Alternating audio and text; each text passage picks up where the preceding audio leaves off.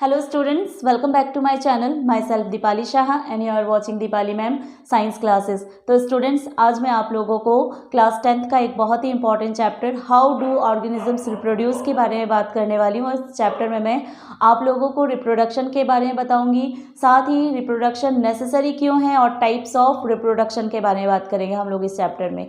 तो अगर चैनल पर आप अगर नए आए हो तो चैनल को सब्सक्राइब भी ज़रूर करना और लाइक भी ज़रूर करना। तो हम लोग स्टार्ट करते हैं। और जो हमारा, जैसे कि मैंने आपको टॉपिक बताया कि इस चैप्टर का नाम क्या है, हाउ डू ऑर्गेनिजम्स रिप्रोड्यूस। तो सबसे पहले ज़रूरी है हमारा जानना कि व्हाट इज़ रिप्रोडक्शन, रिप्रोडक्शन क्या होता है, राइट। देखो, आप अपने आसपास जो है अगर कोई भी एक लिविंग ऑर्गेनिज्म को देखते हो तो उसमें जो है, जैसे अगर आप काऊ देखते हो तो उसका बेबी जो है वो जस्ट लाइक काऊ होता है, कैट का बेबी जो है वो जस्ट लाइक कैट होता है, डॉग है तो डॉग का बेबी जो है जस्ट लाइक डॉग होता है, ह्यूमन बीइंग है तो उसका बेबी जो है जस्ट लाइक ह्यूमन बीइंग है। या किसी भी अगर बर्ड को देखते हो या किसी इंसेक्ट को देखते हो तो उसका भी बेबी जो होता है वो उसी के जैसा होता है ना। इट मीन्स कि अगर रिप्रोडक्शन जो होता है वो सेम स्पीसीज में ही उस एक जनरेशन से नेक्स्ट जनरेशन को बढ़ाने के लिए हो रहा है, राइट। तो यहाँ पे रिप्रोडक्शन को हम लोग किस तरह से डिफाइन कर सकते हैं कि रिप्रोडक्शन जो है ये क्या है, एक बायोलॉजिकल प्रोसेस होता है जिसमें एक लिविंग ऑर्गेनिज्म जो है वो अपने ही लिविंग ऑर्गेनिज्म को या एक जनरेशन से दूसरे जनरेशन में या मान लो कि एक जनरेशन से दूसरी जनरेशन को प्रोड्यूस करने में हेल्पफुल होता है, जो ये बायोलॉजिकल प्रोसेस होता है ये, ठीक है। तो हम लोग इसको डिफाइन क्या करेंगे कि it is the biological process by which a living organism produce their same kind by its own, ठीक है। क्या हो जाएगा, it is the biological process या the biological process by which the biological process by which living organism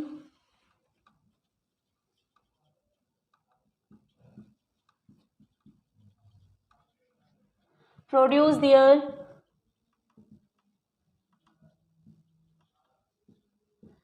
same kind by its own, है ना, by its own. This process is called as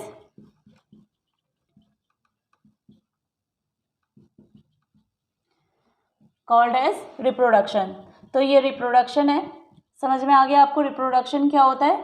अब देखो कि रिप्रोडक्शन में हम लोग बात करते हैं, आप लोगों ने जैसे लाइफ प्रोसेसेस चैप्टर पढ़ा हुआ है, ठीक है। तो उस चैप्टर में आपने क्या देखा था कि विदाउट लाइफ प्रोसेस के बिना जो है कोई हमारी या कोई भी एक लिविंग ऑर्गेनिज्म जो एग्जिस्ट कर रही है वो जो है आगे सर्वाइव नहीं कर सकती, वो बहुत ही नेसेसरी होता है। लाइफ प्रोसेसेस में आपने जस्ट एक बार रिमाइंड करो क्या क्या होता है। जैसे मान लो कि न्यूट्रिशन है, एक्सक्रीशन हो गया, रेस्पिरेशन हो गया, ट्रांसपोर्टेशन हो गया।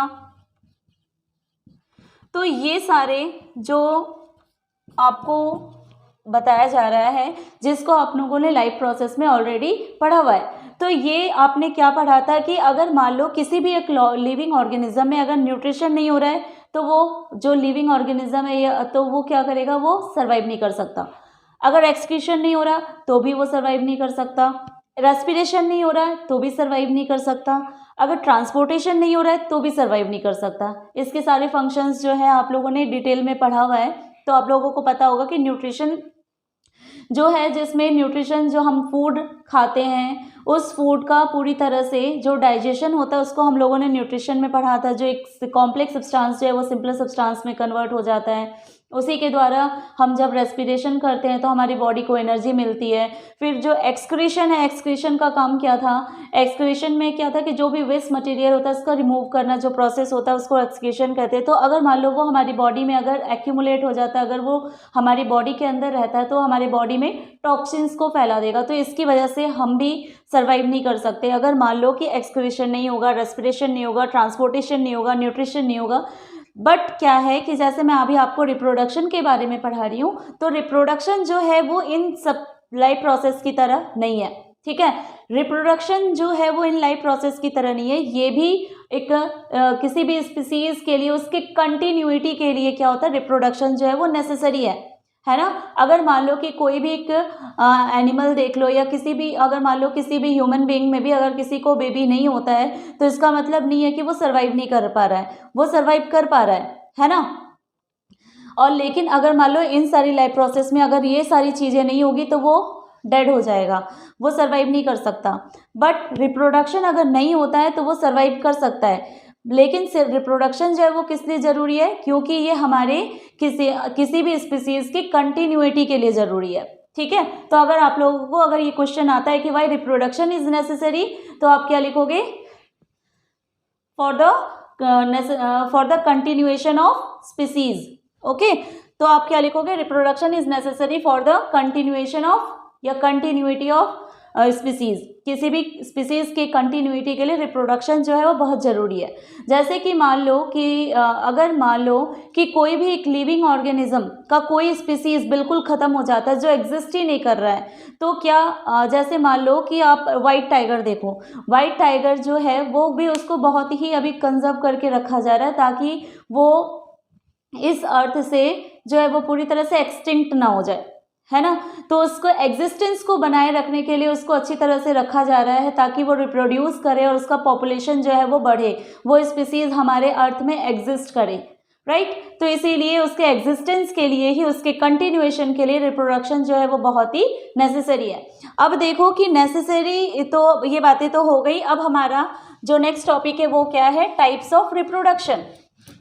ठीक है, टाइप्स ऑफ रिप्रोडक्शन जो है वो कितने टाइप्स के होते हैं, there are 2 types of reproduction. ठीक है, 2 types of reproduction. 2 types of reproduction क्या क्या होता है, एक होता है एसेक्सुअल रिप्रोडक्शन और दूसरा क्या होता है, सेक्सुअल रिप्रोडक्शन। ठीक है, तो आज जो है हम लोग एसेक्सुअल रिप्रोडक्शन के बारे में बात करेंगे, देन हम लोग जो है वो सेक्सुअल रिप्रोडक्शन के बारे में बात करेंगे। तो सबसे पहले देखो कि इन दोनों में डिफरेंसेस क्या होता है। डिफरेंसेस ये होता है कि जो एसेक्सुअल रिप्रोडक्शन होता है इसमें सिर्फ सिंगल पेरेंट ही इन्वॉल्व होते हैं, बट जो सेक्सुअल रिप्रोडक्शन होते हैं इसमें 2 पेरेंट्स इन्वॉल्व होते हैं।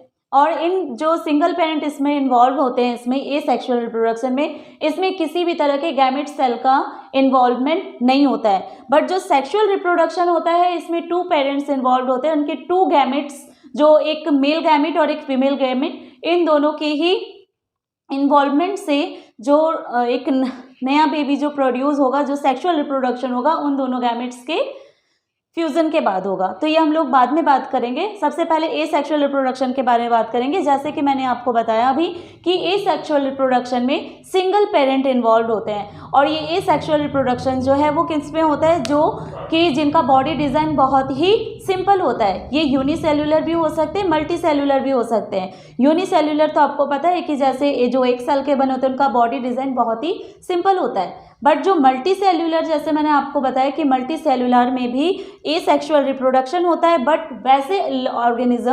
वैसे मल्टी सेल्युलर ऑर्गेनिज्म जिसका बॉडी डिज़ाइन बहुत ही सिंपल होता है, उनमें ये एसेक्सुअल रिप्रोडक्शन होता है। ठीक है, अब इसके हम लोग अलग अलग टाइप्स पढ़ेंगे। इसमें फर्स्ट क्या है, जैसे इसमें हो गया फिजन। फिजन में भी क्या होता है, ये 2 टाइप्स के होते हैं। एक होता है बाइनरी फिजन, एक होता है मल्टीपल फिजन। नेक्स्ट है बर्डिंग। इसके बाद है इसमें आपका फ्रेगमेंटेशन।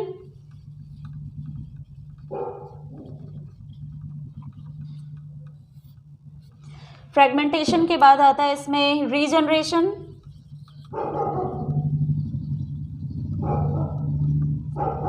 देन आता है इसमें आपका फ्रेगमेंटेशन, रीजनरेशन, स्पोर फॉर्मेशन,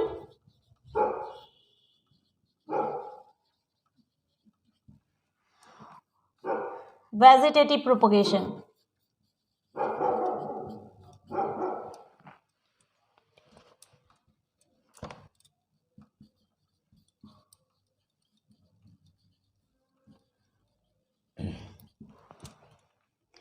तो ये टोटल कितने हैं?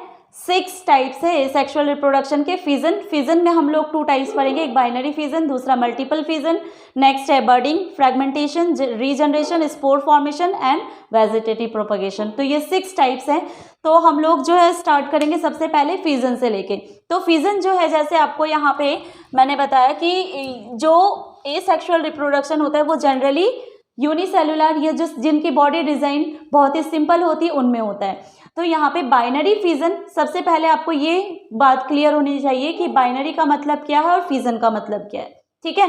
तो बाइनरी मीन्स क्या होता है कि बाइनरी मीन्स होता है 2, ठीक है। और फिजन का मतलब क्या होता है कि 2 पार्ट्स में सेपरेट हो जाना। मल्टीपल मतलब बहुत सारे, फिजन का मतलब भी होता है कि बहुत सारे अलग अलग पार्ट्स में या अलग अलग छोटे छोटे टुकड़ों में सेपरेट हो जाना, ठीक है। तो फिजन का मतलब होता है ब्रेक हो जाना या एक ही पार्ट से जैसे कि वो टूट के अलग हो जाना, ठीक है। तो मतलब सिंपल सी बात क्या है कि बाइनरी फिजन में कि इसमें जो एक सेल होगा वो टू सेल्स में या 2 डॉटर सेल्स में क्या हो जाएंगे, टूट के अलग हो जाएंगे। मल्टीपल फिजन में क्या होगा कि जिसमें एक ही सेल बहुत सारे सेल्स के रूप में टूट के अलग हो जाएंगे। अब बाइनरी फिजन जो है, इसका एग्जाम्पल क्या हो सकता है? बाइनरी फिजन के एग्जाम्पल है जैसे अमीबा, पैरामीशियम, इसके बाद होता है लिस्मेनिया। अब देखो ये लिस्मेनिया जो है इसकी वजह से कौन सी बीमारी होती है? कालाजार। ये भी एक तरह की बीमारी होती है जो कि लिस्मेनिया की वजह से होती है, ठीक है। अब ये जो है ना, जैसे यूनिसेलुलर ऑर्गेनिजम्स होते हैं और इनका बॉडी डिजाइन बहुत ही सिंपल होता है और इनमें जो फिजन होता है वो बाइनरी फिजन होता है। अब देखो मैं आपको जैसे अमीबा के बारे में बताऊँ तो जैसे मान लो कि अमीबा है, ये एक बहुत ही सिंपल एक ऑर्गेनिज्म है जो यूनिसेलुलर है। ये पूरा बॉडी डिजाइन है, एक ये इसका न्यूक्लियस है, ठीक है। तो ये कहाँ पे पाया जाता है? ये जहाँ पे स्टेगनेंट वाटर होते हैं, जहाँ पे घास फूस, अगर मान लो कहीं वाटर है जमा और वहाँ पे घास फूस वगैरह अगर ग्रो कर रहे हैं तो वहाँ से पानी को अगर आप उठा के लेके आते हैं और उसको माइक्रोस्कोप में देखोगे तो आपको वहाँ पे अमीबा, पैरामीशियम, ये सारे ऑर्गेनिजम्स जो होंगे वो आपको दिखाई दे भी सकते हैं और उससे आप यहाँ पे बाइनरी फिजन भी आप देख सकते हो। उसमें देखो जैसे अमीबा है, इस अमीबा में सबसे पहले क्या होता है कि अमीबा में सबसे पहले इसने न्यूक्लियस को डिवाइड करा। ये न्यूक्लियस जो होता है वो इलोंगेट होता है, ठीक है। न्यूक्लियस इलोंगेट होने के बाद ये न्यूक्लियस जब आपस में डिवाइड हो जाएगा, ये यहाँ पे इसने न्यूक्लियस को क्या कर दिया, इसने डिवाइड हो गया। इसके बाद क्या होता है कि इसमें जो साइटोप्लाज्म होता है ये इस तरह से डिवाइड होता है, सेपरेट होता है और जैसे ही यहाँ पे जो होगा वो साइटोप्लाज्म सेपरेट हो जाता है। साइटोप्लाज्म सेपरेट होने के बाद यहाँ पे 2 छोटे छोटे या 2 मान लो कि अमीबी या 2 डॉटर सेल्स जो होते हैं वो सेपरेट हो जाते हैं। तो यहाँ पे आपने क्या देखा कि एक अमीबा से ही 2 डॉटर सेल्स जो हो गए वो प्रोड्यूस हुए। एक ही सेल से क्या हो गया, एक सेल जब वो ग्रो कर जाता है, जब वो फूड को बहुत ज़्यादा खाता है, वो ग्रो करने के बाद वो क्या करता है कि वो रिप्रोड्यूस करता है, वो अपने सेल को 2 पार्ट्स में डिवाइड कर लेता है और वही 2 पार्ट्स जब डिवाइड हो जाते हैं तो वो 2 नया ऑर्गेनिज्म बन जाता है। तो इस तरह से यहाँ पे ये बाइनरी फिजन जो होता है वो अमीबा में भी ऐसे होता है, पैरामीशियम में भी होता है और लिस्मेनिया में भी होता है, ठीक है। तो ये लिस्मेनिया जो है ये याद रखना कि ये काला जर जो है वो लिस्मेनिया की वजह से होता है, ठीक है। अब नेक्स्ट जो है वो आपका है मल्टीपल फिजन। जो मल्टीपल फिजन है, जैसे आपने बाइनरी में मैंने आपको बताया कि एक सेल डिवाइड होकर 2 डिफरेंट या 2 डॉटर सेल्स में सेपरेट हो जाते हैं, बट जो मल्टीपल फिजन होता है, मल्टीपल फिजन में क्या होता है कि एक पेरेंट सेल जो होगा वो सेपरेट होकर बहुत सारे सेल्स को रिप्रोड्यूस करेगा या बहुत सारे इंडिविजुअल्स को वो प्रोड्यूस करता है। जस्ट लाइक इसमें एग्जाम्पल में हो जाता है प्लाज्मोडियम, और प्लाज्मोडियम जो है ये क्या है, एक मलेरियल पैरासाइट है, मलेरियल पैरासाइट, राइट। तो जैसे देखो कि ये एक प्लाज्मोडियम है, इसमें एक न्यूक्लियस है, ठीक है। जब ये बहुत मतलब मैच्योर हो जाता है, जब वो ग्रो करने लगता है, देन इसमें क्या होता है कि इसमें भी एक न्यूक्लियस जो होता है ना वो बहुत सारे न्यूक्लियस के रूप में वो ब्रेक हो जाते हैं। इसमें बहुत सारे न्यूक्लियस जो होंगे वो टूट के अलग हो जाएंगे और न्यूक्लियस टूट के जब अलग होंगे, जैसे ये क्या है, सेल मेम्ब्रेन है, ठीक है, और इसी के बाहर जो होगा वो क्या होगा, एक सिस्ट फॉर्म करता है। इसी के बाहर जो है वो क्या बनता है, एक सिस्ट फॉर्म करता है, और ये क्या है, एक न्यूक्लियस है, ठीक है, ये एक न्यूक्लियस है। अब इसी में ही इस सिस्ट के अंदर जो होगा न्यूक्लियस जो होगा, बहुत सारे न्यूक्लियस के रूप में ये सेपरेट हो जाते हैं, राइट, बहुत सारे न्यूक्लियस के रूप में ये सेपरेट हो जाते हैं। और ये सेपरेट होने के बाद न्यूक्लियस के चारों ओर जो होता है थोड़े थोड़े साइटोप्लाज्म जो होता है वो भी अपने आसपास जो होता है वो उसको जमा करने लगता है अपने आसपास। ये जैसे देखो यहाँ पे बहुत सारे न्यूक्लियस जो हो गए वो डिवाइड हो गए और अपने आसपास जो होता है इसने चारों तरफ जो है क्या करा, साइटोप्लाज्म को इसने जमा अपने चारों ओर फॉर्म कर गया, चारों तरफ उसने घेर लिया साइटोप्लाज्म से, मतलब न्यूक्लियस को साइटोप्लाज्म ने चारों तरफ से उसको सराउंड कर लिया, राइट। इसके बाद जब ये जो सिस्ट है, ठीक है, जैसे कि आपने क्या देखा कि और जैसे वहाँ पे साइटोप्लाज्म फॉर्म करेगा वैसे ही चारों ओर जो होगा वो सेल मेम्ब्रेन भी बनना स्टार्ट कर देगा।